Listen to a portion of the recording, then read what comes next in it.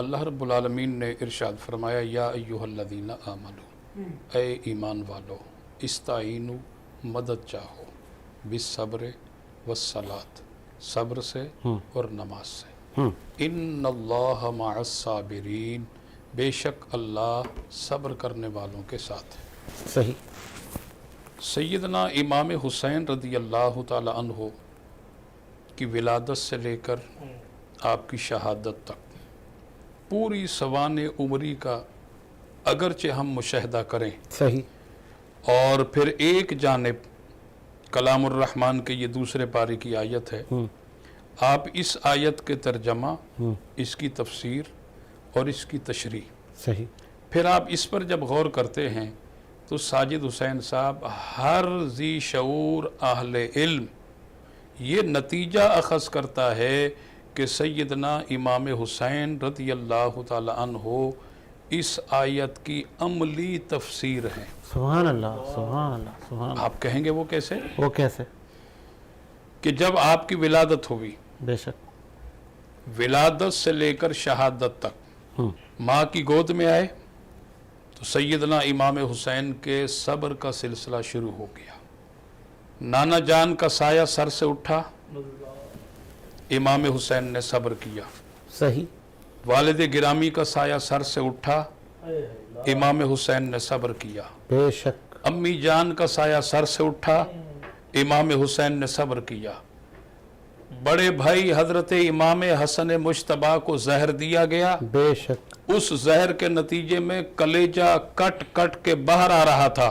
اللہ، میرے اور آپ کے امام حسین نے اس منظر کو دیکھ کر صبر کیا۔ اللہ، پھر یزید تخت نشین ہوا، اور جب بیعت کا پیغام آپ کے سامنے آیا اس وقت امام حسین نے صبر کیا اور نانا جان کے روزے پر حاضر ہوئے اور جا کر کے عرض کی، سلام کیا، نانا جان جب آپ مکۃ المکرمہ میں تھے اور مکۃ المکرمہ کے کفار و مشرکین نے آپ کو ستایا تھا، اللہ آپ اکبر، ہجرت کر کے مدینۃ المنورہ تشریف لائے تھے، آج بے شک، آپ کے نواسے کو مدینۃ المنورہ میں ستایا جا رہا ہے، اللہ اکبر، اور آپ کے نواسے کو آج جو ہے وہ بیعت کے لیے مجبور کیا جا رہا ہے۔ آج آپ کا نواسا مدینۃ المنورہ کی حسین و جمیل خوبصورت گلیاں چھوڑ کر، نانا جان آج آپ کے روزے کو چھوڑ کر، آج آپ کا نواسا مکۃ المکرمہ کی طرف ہجرت اللہ اکبر، اللہ اکبر، اور امام حسین نے ان تمام لمحات کے اندر صبر کیا اور یزید کو بتا دیا کہ یزید وہ سر جو اللہ رب العالمین کے لیے جھکتا ہے وہ ایک فاسق اور فاجر کے سامنے نہیں جھکے گا، وہ زبان جس پر اللہ کا قرآن جاری رہتا ہو اس زبان سے میں ایک فاسق اور فاجر کی خلافت کا اقرار نہیں کروں گا۔ بے شک، وہ ہاتھ جو کہ امام الانبیاء کے ہاتھ میں دیا ہو، جن ہاتھوں کو میرے پیارے نانا جان نے چوما ہو، بوسے دیے ہو، سبحان اللہ، بے شک، بے شک، وہ ہاتھ کسی ناپاک ہاتھ کے ہاتھ میں بالکل ایسا ہی ہے، حسین مدینہ چھوڑ سکتا ہے، گھر چھوڑنے کی قربانی دے سکتا ہے، بالکل ایسا ہی ہے، اور حسین اپنے بھائی مسلم بن عقیل کو شہید تو کروا سکتا ہے، سبحان اللہ، اس کے بچوں کو حضرت ابراہیم اور حضرت محمد کو شہید تو کروا سکتا ہے، اور امام حسین اپنے بھائی عباس علمدار کے بازوں تو قلم کروا سکتا ہے، اور اپنے بھانجوں بھتیجوں محبین عقیدت مند متوسلین پورے خاندان کو قربان تو کر سکتا ہے، اور اپنے 18 سالہ نوجوان بیٹے حضرت علی اکبر کی لاش پر گھوڑے دوڑتے ہوئے تو دیکھ سکتا ہے، اللہ، اپنے 6 ماہ کے معصوم حضرت علی اصغر کے حلق میں تیر پیوست ہوتے ہوئے تو دیکھ سکتا ہے۔ حسین سارا گھرانہ قربان کرنے کے بعد اپنی جان کا نذرانہ تو پیش کر سکتا ہے، پر اس بدبخت کے سامنے جھک نہیں سکتا۔ بتائیں آپ، ہاشمی شہزادے اس نافرمان انسان کے سامنے کبھی نہیں جھکیں گے۔ اس سارے منظر پر امام حسین نے صبر کیا۔ اب یہاں जब सब कुछ कुर्बानी हो गई, इमाम हुसैन तलवार लेकर अब मैदान में, और कहा कि मेरे नबी का घर उजाड़ने वालों, मैं जानता हूं तुम लोग दौलत के पुजारी हो और हुसैन के खून के प्यासे हो, बदबख्तों आगे बढ़ो और हुसैन के इस मुकद्दस और पुरनूर खून से अपने हाथों को रंगीन करो, अल्लाह अकबर। आगे बढ़ो।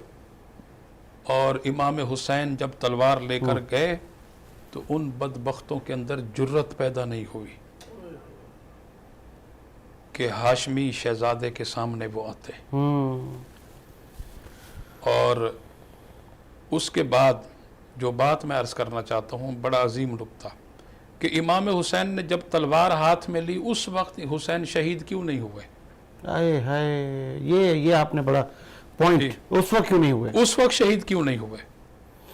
और जब घोड़े पर सवार थे उस वक्त शहीद क्यों नहीं हुए?